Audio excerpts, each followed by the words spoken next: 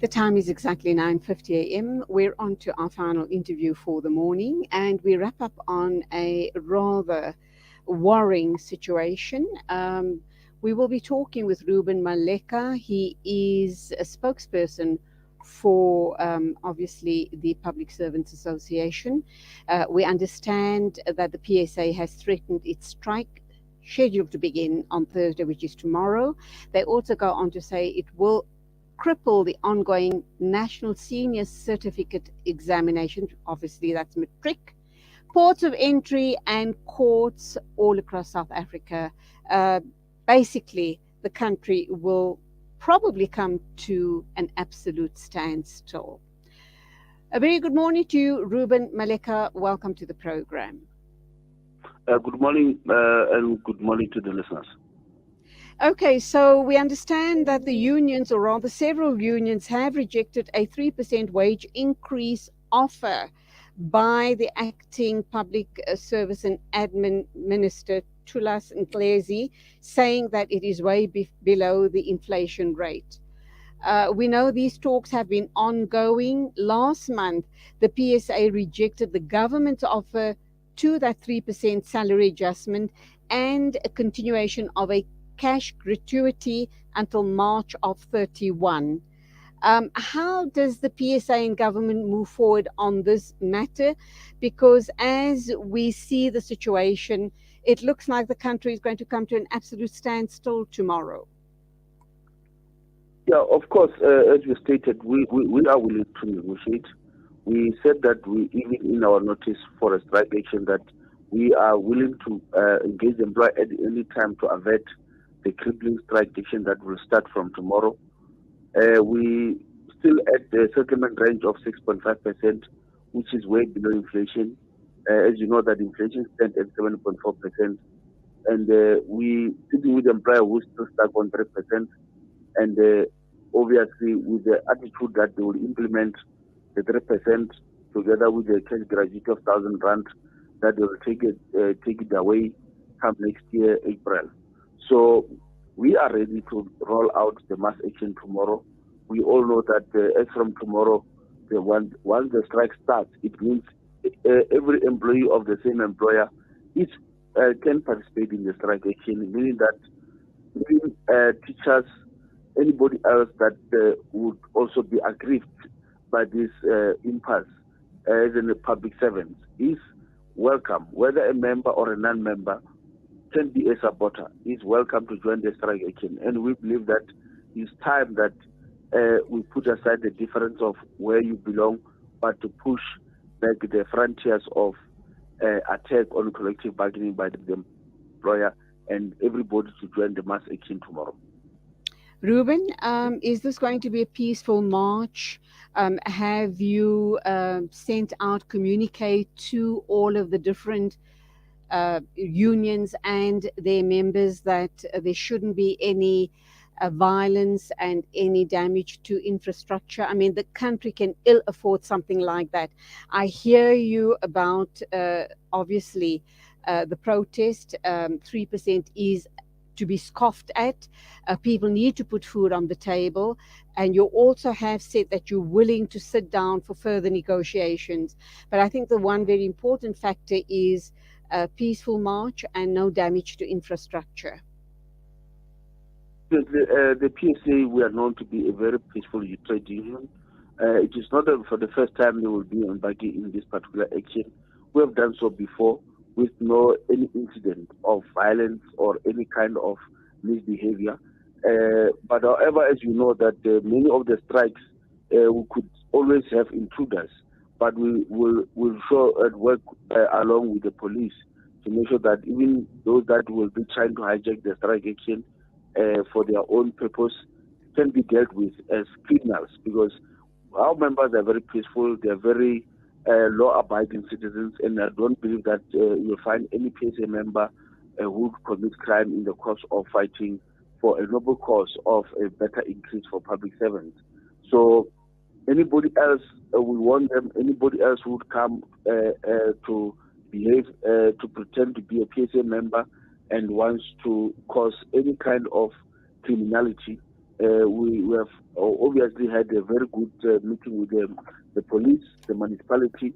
They will be along our march, and then we'll ensure that the criminals are dealt with as criminals.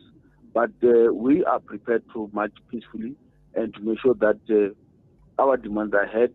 And we obviously know that it has a huge implication on issues of ports of entry, where we believe that those that would want to leave the country tomorrow will find it difficult because there will not be any immigration services, and those who also wants to come into the country would not expect to be processed by any immigration because they'll all be in the strike action.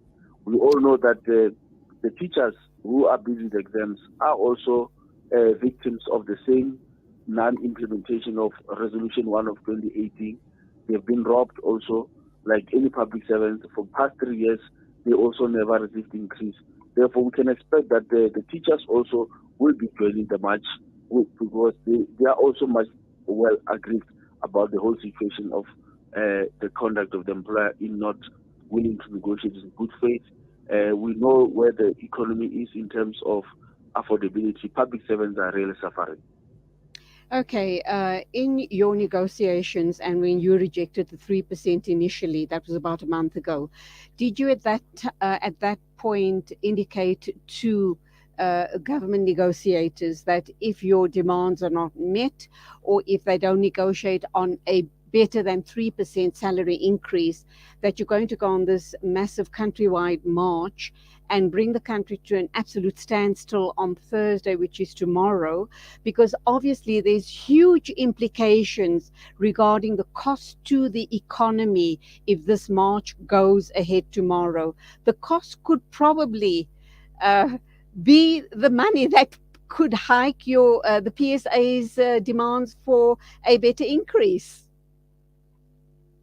Yeah, you are raising a very good point. I hope that the employer is listening because if they could actually make the same assessment as you say, that the strike would cost equally to what we actually been demanding, I think the employer would obviously make that sense and come back to the table, and it would be very much good to find each other with that particular assessment.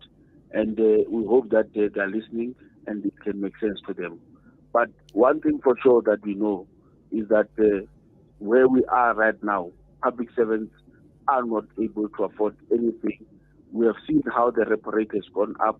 If you look at the way the Reserve Bank has increased its repo rate, most of them, their houses have been repossessed, the cars repossessed, and unable to even repay their loans.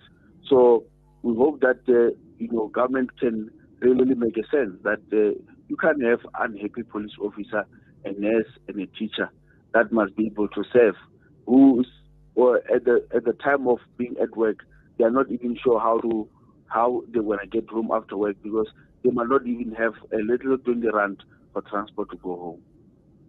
Okay, you mentioned nurses there. Obviously, nurses, teachers, police, port personnel, etc., are all public servants. And are you then suggesting all of those entities are going to either be part of the protest or they just will not arrive at work tomorrow? Does that also indicate that state hospitals will be closed tomorrow? State mortuaries will not be operating, which means that funeral undertakers won't be able to do their work. They won't be issued with death certificates because internal affairs, home affairs won't be operational. So nobody, from the way I'm reading the situation now, is absolutely no public servants will be going to work. What about those few supposedly brave thinking people who believe I need to be at my post tomorrow because I need to make a difference? A public servant who decides I'm going to work tomorrow, or is it an absolute national shutdown? We are not going to stop people who wants to go to work to do so. We also not calling for essential services to strike. Nurses would not be striking because they are essential services like police. However, they've got the full right during the lunch time to picket to demonstrate that I'm a nurse, I've worked, I'm working, but during lunchtime, they are welcome to go out and demonstrate that they are very unhappy about the employer attitude. But the PSA would not, block anyone or prevent anyone to go to work if they want to do so. We believe that we are in a democratic country, and people have got choices. They've got their own rights. Therefore, would not, uh, stop any person that would be willing to go to work and serve.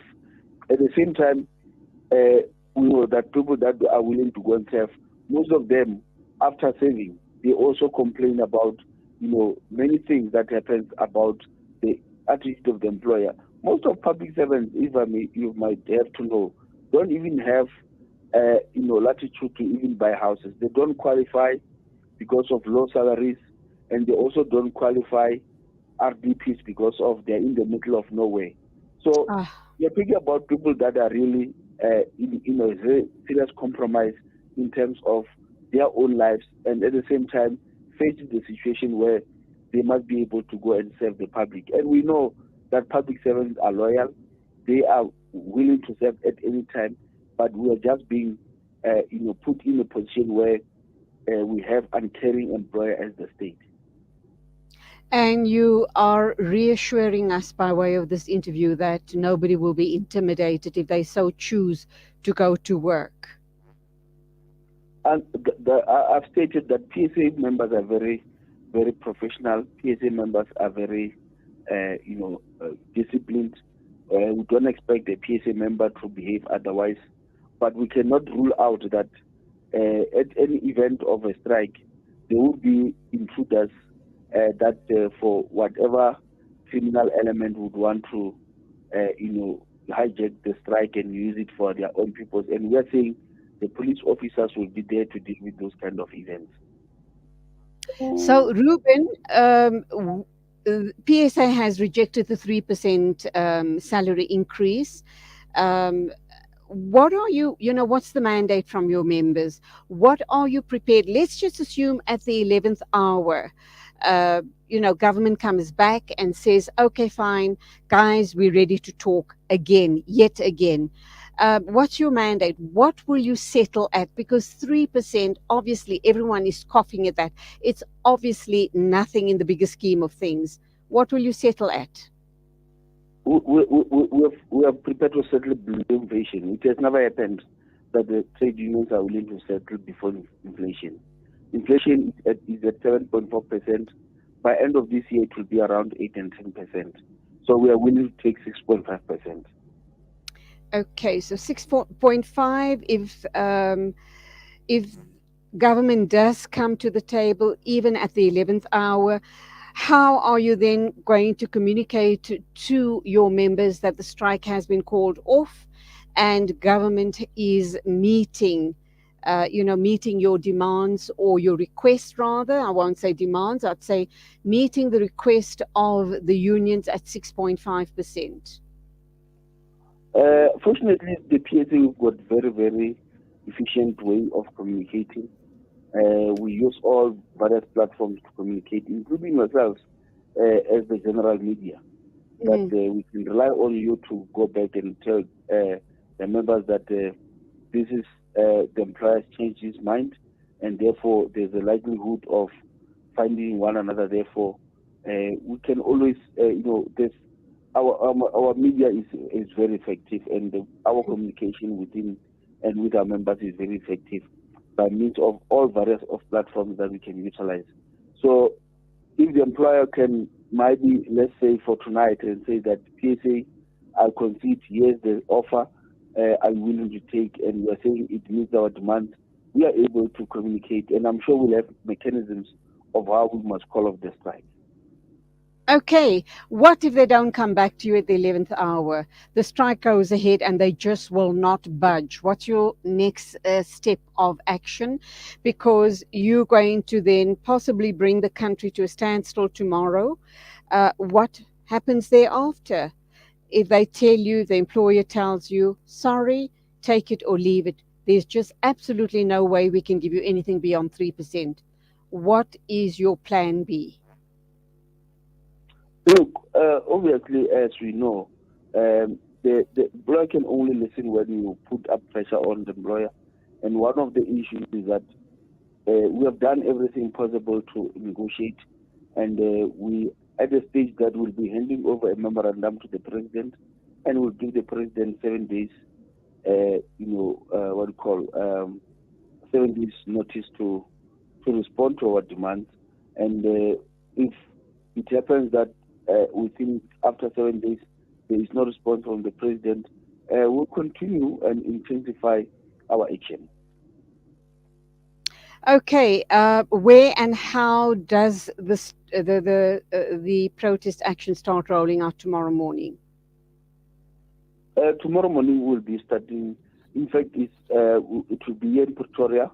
We'll be starting from Maravastad.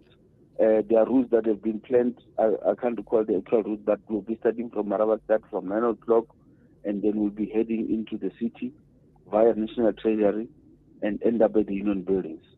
We'll also be in Bloemfontein. We'll also be marching from one point to the Premier's office. We'll also be doing the same in Cape Town, Durban, and in Kimberley. These are the key areas that we'll be focused on. And some of the members that are in the province of Mpumalanga, Limpopo, Rustenburg, Northwest will be joining the main march of Pretoria. And those that were unable to come will be having a stay away, meaning that if they can't join, but they'll just stay at home without rendering a service tomorrow. Okay, and that of course means that the matriculants will be compromised regarding the writing of their paper tomorrow. That, of course, was PSA spokesperson Reuben Maleka talking about the national shutdown tomorrow. Thank you indeed for being with us on the show tomorrow. Good luck. I do hope that ongoing negotiations does in fact happen, and there is a just resolution to this impasse as we speak. God bless. Thank you for your time. Thank you very much. Thank you. It is exactly 7 after 10 o'clock, time for us to wrap up. Thank you indeed for your company on the show this morning. A big shout out to our production team, and that is Nasri Naidu and Solani.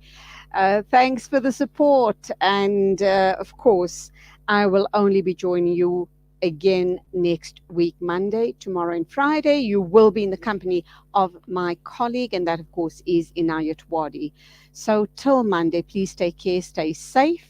And inshallah, next up, we are going to be listening to the recitation of Juz 14 by Sheikh Ahmed Al Ajmi. Assalamu alaikum and Khudafish from me, Julie Ali.